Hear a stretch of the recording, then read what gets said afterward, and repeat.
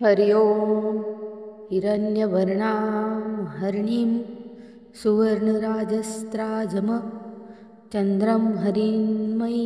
लक्ष्मी जातवेदोम आवह ताम आवह जातवेदो लक्ष्मीमनपगामिनीं यस्यां हिरण्यं विन्देयं कामश्वं पुरुषान्महम् अश्वपूर्वां रथमाद्यं हस्तिनदप्रबोधिनीं श्रियं देवीमुपपहं वे श्रीर्मा देवजुषताम् कांसोस्मितं हिरण्यप्रकाराम् आर्द्रं ज्वलन्ती तृप्तां तर्पयन्तीं पद्मे स्थितं पद्मवर्णं तमीरोपहार्ये श्रियं चन्द्रां प्रभासं यशसा ज्वलन्तीं श्रियं लोके देवजुष्टामुदारां तां पद्मिनीं चरणमहं प्रपद्ये अलक्ष्मे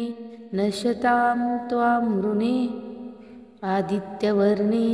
तपसो अधिजातो वनस्पतिस्तव वृक्षोऽथ बिल्वः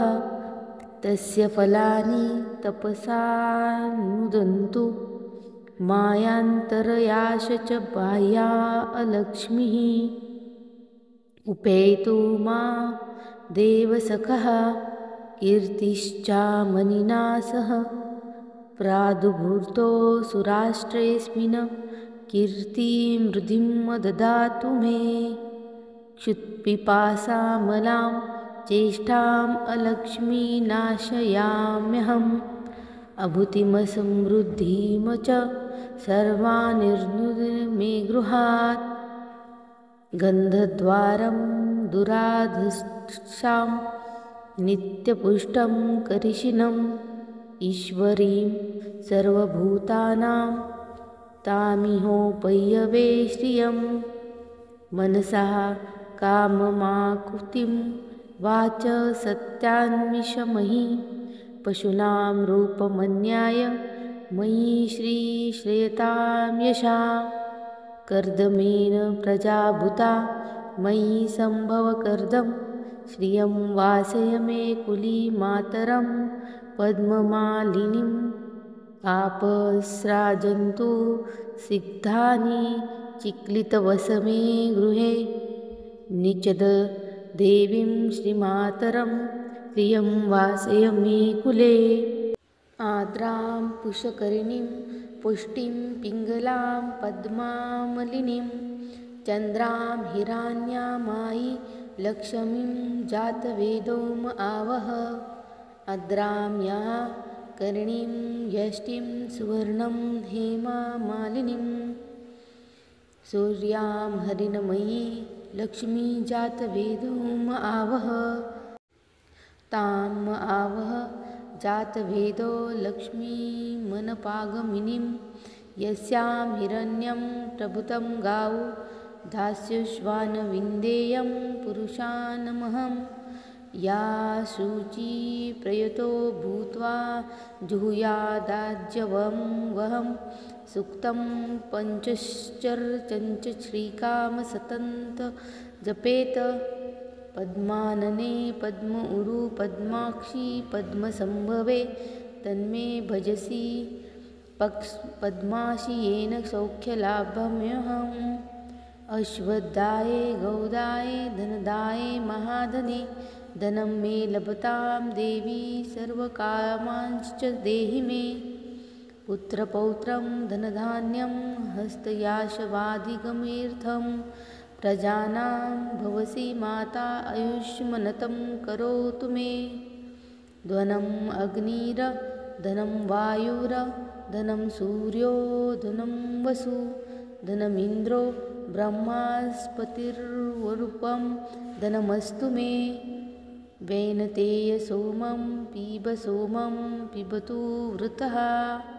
सोमं धनस्य सोमिने मह्यं ददातु सोमिनः न क्रोधो न च मात्सर्य न लोभो न शुभामति भवन्ति कृत्पुण्यानां भक्तानां श्रीसूक्तजपेत सदा वर्षन्तु ते विभावरी दिवो अभ्रस्य विद्युता रोहन्तु सर्वबीजान्यं व ब्रह्मद्विषे चाहि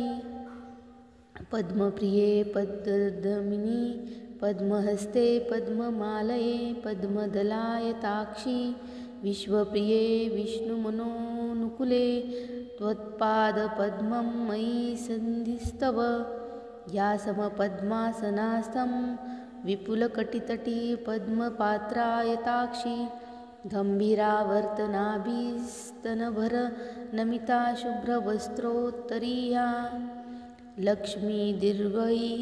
गजेन्द्रमणिगणखचिते स्नापिता हेमकुम्भे नित्यं सा पद्मा हस्ता मम वसतु गृहे सर्वमाङ्गल्ययुक्तां लक्ष्मीं क्षीरसमुद्रराजतनयां श्रीरङ्गधामेश्वरी दासीभूतसमस्तदेववनितां लौकिकदीपं कुरारम् श्रीमन्वकटाक्षलब्धविभव ब्रह्मेन्द्रगङ्गाधरां त्वां त्रैलोक्यकुटुम्बिनीं सरजिनां वन्दे मुकुन्दप्रिया सिद्धलक्ष्मीर्मूलक्ष्मी जयलक्ष्मी सरस्वती श्रीलक्ष्मीर्वरलक्ष्मीश्च प्रसन्न मम सर्वदा वराङ्कुशोपाशं भीतिमुद्रां करे वरहतिं कमलासनास्थं बालार्ककोटिप्रतिभां त्रिनेत्र भजेऽहं मध्यां जगदीश्वरं त्वा सर्वमङ्गलमाङ्गल्ये शिवे सर्वार्थसाधिके शरण्ये त्र्यम्बके देवी नारायणी नमोऽस्तुते सरजिनैलये सरोजहस्ते धवलतरांशुकगन्धमाल्यशोभे भगवती हरिवल्लभे मनोज्ञे त्रिभुवनभूतिकरी मृसिदमह्यं